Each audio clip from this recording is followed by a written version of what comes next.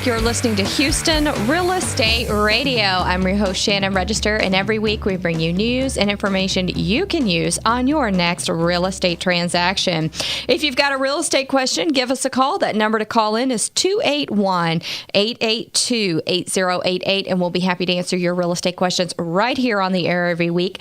And if you are thinking about buying or selling a home, now is the time. Don't miss the boat. Now is the time, because the market is so hot right now. If you are not already looking for that house, you should be, because it is the time. And if you don't have your house on the market yet and you need to sell it, you really want to get it out there on the market, because summer's coming and everybody's ready to move over that summer vacation. It just gets crazy and wild in the summer times. I've got Terry Burge here in the studio with me, and he is the president of the Greater Heights Area Chamber of Commerce. And this is an area of town that we really haven't talked about much, and I want to give some time to this area because there's a lot that goes on, and it's really a different part of Houston. It has a different sense of community about it and a lot going on down there. So welcome to the show, Terry. Well, good morning, Shannon. Good to be here. So, this is really a unique area of Houston. It's different. It's older homes, but a lot of people, there's a big demand for it. A lot of people want to live down there, and it's just a different area, a lot going on. I know different times of the year, different events, and it's just a really up and happening place. It is, and I think you said it in the beginning best. There is a unique sense of community in the Greater Heights area.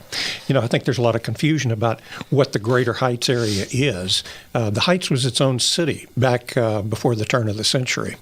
So the classic definition of the Heights is the city limits of that old township of the Houston Heights.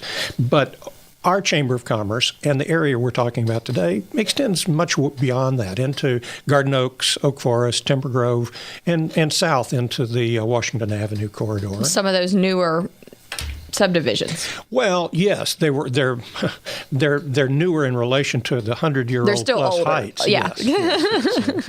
And but they have all of that area has a commonality and a great sense of community. You may have many different neighborhoods, but there is a sense of unified community out there, a sense of history and a sense of tradition that's been lost, and unfortunately, in so many other parts of our city. So would you say that most of the houses in there are over 100 years old? No, not at all. Okay. There are a number that have been maintained that are gorgeous, and you see them on the home tours. Mm-hmm. When you see them, if you drive down Heights Boulevard and Harvard Street, you'll certainly see those.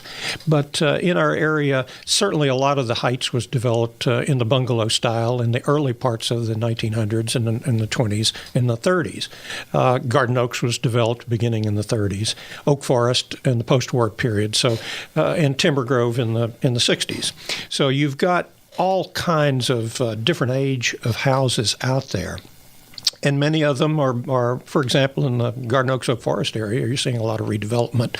And in the Heights, too, where people are taking down the structure that was there. In many cases, it was, they're moving it to higher and better use. Because we're a city without land use controls, we had encroachment of things like metal buildings and garages and things of that nature. Now that property is in such demand and can command such money that people are putting in single-family residential dwellings. When you see the renovations going on, are you mostly seeing people completely just take out the structure that's there and completely rebuild from the ground up, or are you seeing mostly remodels? We're seeing both. There's in the Heights, there has always been a desire to preserve our history, and other parts of town have lost that sense of history and tradition and community. And that is speaking as a Chamber of Commerce executive, that's a real asset that you sell. Sure. Developers that come in say, gosh, we've got people. For example, I was talking to a major real estate developer the other day that's got several communities in the Greater Heights area.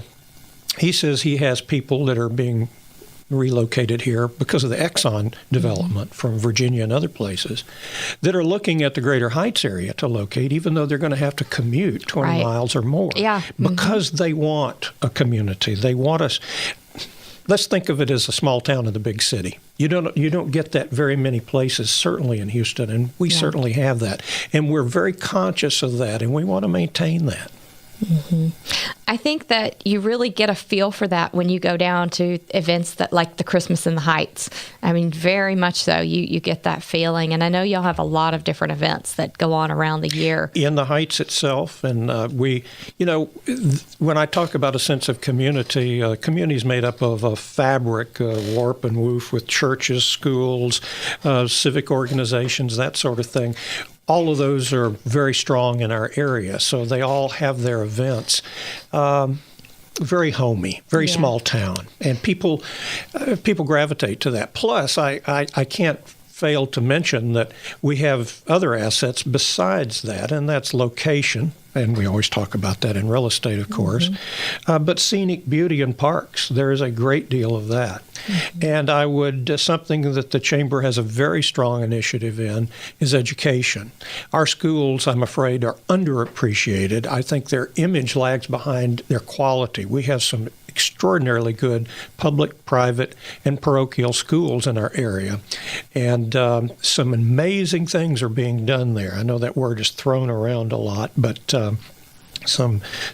we were in a middle school just this week, the Chamber was, that has a magnificent engineering program going over there with 3D modeling and other things in middle school. So I think people who are looking to relocate and have a family, they would do well to look at the schools in our area, because I think they'll be very excited about some of what's going on there.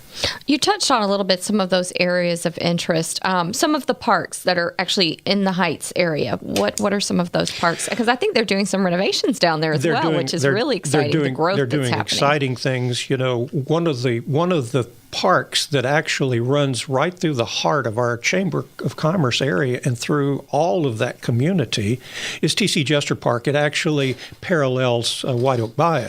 And along that stretch of area there, you have swimming pools, you have dog park, you have a tremendous jogging and biking trail, and that is going to be connected to the trails that run all the way down to downtown.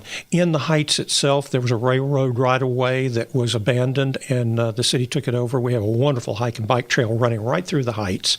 You'll see people there all hours of the day, and that does connect and run straight down to Buffalo Bayou and the trails that circle downtown. There's a tremendous amount, as I think we're alluding to, of incredible development along Buffalo Bayou. Yeah. My wife and I are native Houstonians, and we were kind of ashamed of ourselves. We took our bikes down about 2 months ago just to ride down in the park, the development that's going on in Buffalo Bayou. We were a little ashamed of ourselves because we didn't realize how much was being done down there. If your audience hasn't been down there, that's lot pretty going on down there. And here again, that's our area has such a unique location. You can ride a bike from any part of our area and be down there. And there's not a lot of places in Houston like that. No, and not only that, but you feel safe doing it. You touch on safety. Tell us, is it a safe area? Do you feel like it's a safe community for families and children to be out hiking, biking, doing all those fun things? Well, I believe it is, and I think the records, the statistics will bear that out. But obviously, in a city, the fourth largest city, probably soon to be the third largest city in the country, you always have security issues. But I think that's pretty much borne out by the fact that you have families paying over asking price for houses to get into that community. Yeah, there's a huge demand. Huge demand in the area. And let's talk real quickly about the businesses in the area. What are the main businesses that are in there? Well, you're seeing a tremendous redevelopment of commercial business in the area, and mostly privately owned companies?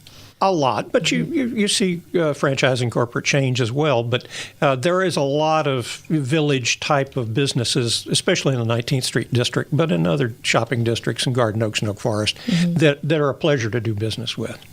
Well, thank you so much for coming out. We really appreciate it. Terry Burge, he is the president of the Greater Heights Area Chamber of Commerce, and we really appreciate the information. There is a great demand for housing down in the Heights area and some of those other neighborhoods that you touched on around there, and we see a lot of redevelopment going on as well, people buying the homes and renovating them, and it's exciting to see the growth that's happening all over Houston, so we appreciate you coming in and talking about it with us. Thank you very much, Shannon. All right. You're listening to Houston Real Estate Radio. If you've got a real estate question, you can call us at 281-882-8088. We'll be happy to answer your questions on the air. Join us next week at GHBA's Texas Home and Remodeling Show down at Reliant. We'll be live broadcasting between 11 and 12 next Sunday down at Reliant. You're listening to Houston Real Estate Radio.